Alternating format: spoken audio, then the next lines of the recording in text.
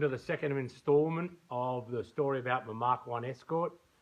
Firstly, I'd like to thank everybody for all your kind messages on Facebook. It's actually blew me away. I had a bit of trouble with it and I had to get my daughter to help because some people wanted to share and I don't even know what buttons to push. And anyway, my daughter and her boyfriend sorted that out. There's some privacy button. I don't know. Anyway, so, and one of my sons is sending me a Gumby or a gimbal or something to hold the phone and track it. So anyway, what we're going to talk about tonight is why did I put the Honda S2000 in an Escort? Some of the people that are a bit sacred think it's sacrilege, but you know, when you compare what it costs to buy the engine, how much it weighs, how much horsepower it makes from standard, there's nothing in the world comes close to the Honda S2000 in 2-litre form. So let's go over to the engine and I'll show you what's it's all about. So, oh, there's my beer. So what we've got here is an F-Series Honda engine, which is in the S2000 rear-wheel drive, and that's the engine. It's got a 6-speed gearbox, beautiful gearbox. This gearbox is a really odd shape as well because it actually drives out of the bottom of the gearbox up into an underdrive and then outside here out to the output shaft. So you can change this underdrive gear. I got one from America because to help with the diff ratio. We're running a 4/8 diff ratio. This gearbox is 5th and 6th is overdrive, and first gear is a bit useless, so we actually changed the undergear drive gear, and now first gear is totally useless. Second gear I take off in second, and 5th gear is pretty much 1-to-1. So this engine standard revs to about 9,000, I think, the factory setting. So I've been revving it to 10 because everyone said you could rev them to 10, but the problem with that is you have to change the valve caps, and I didn't change the valve caps. Nobody told me. And after about 3 years, it broke the valve cap in two, like that. And then the valve came out, hit the piston, bits broke off, and then went right through the rest of the engine. So it's sort of repairable, but got to the stage where we were going to go to 2.4. So that's what we're going to do. So, as I said, this is a rear-wheel drive engine. It's quite easy to mount. You know, we just made up some mounts to fit it in the onto the World Cup cross member. But it's quite a tall engine, so to get it in to the engine bay, we have to use a dry sump because the pickup and the oil pump are basically just where the rack is on the Escort. So it's very hard to put it in with a wet sump system. So people that don't know, wet sumps, all the oil's contained in the bottom of the engine. Dry sump is pumped out to another container, and then the pump sucks out of that other container to feed the oil pressure into the engine. So when we go to fit it into the car, so the other good reason is I chose this is we don't have to get an electrician to wire the computer. We just get a Heltec plug and play, and where's that goes in there.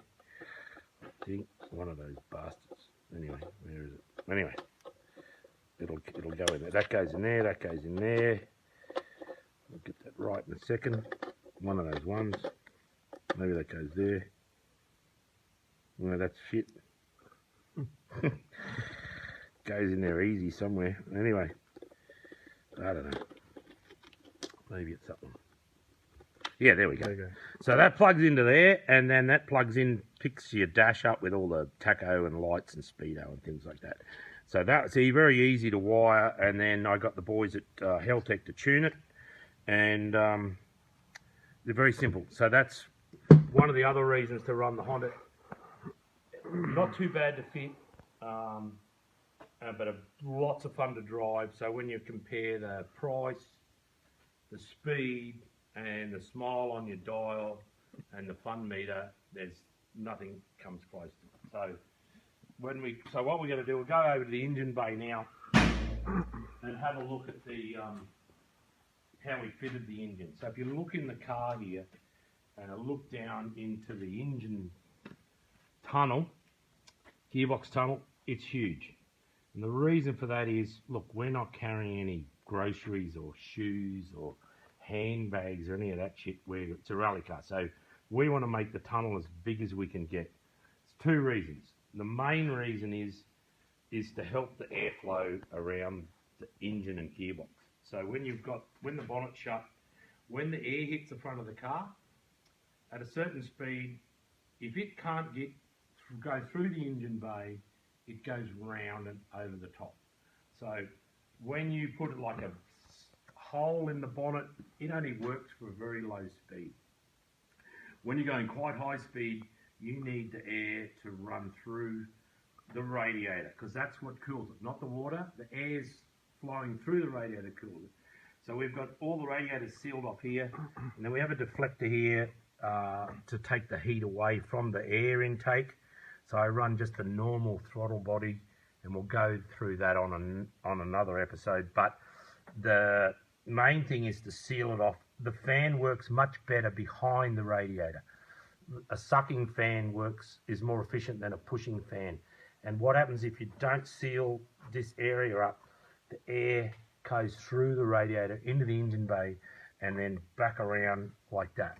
So it rotates the air in the engine bay, and the radiator gets hotter and hotter and hotter, and the engine bay gets hotter because it can't get out. So when you look at a WRC car, they have vents back in the bonnet and have quite a huge ducting system to get the hot air out and out the side of the car. So that tunnel is huge, and the other good thing is it's very, very easy to change the gearbox. So when you're going to do a gearbox change or a clutch in the middle of the night, it's heaps easy to get up there and work. So that's a bit of the technology we've learnt from many years of racing in the deserts, in Dubai and in South America, and in Australia. That big tunnel makes a huge difference to your underbody temperatures.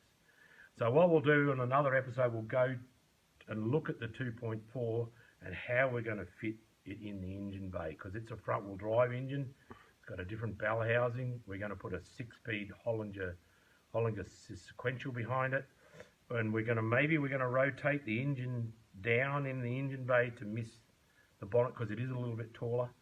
A couple of other people asked last night if they want to look at pictures of the inside the car and underneath, and we'll get that. I think I'll do what Frank did and do an episode on the front end, the rear end, inside the car, maybe one on the paint job, and then we'll keep going. So I hope everyone's enjoying them and getting through the lockdown that we've all got to go through, and we'll see you next time. Cheers.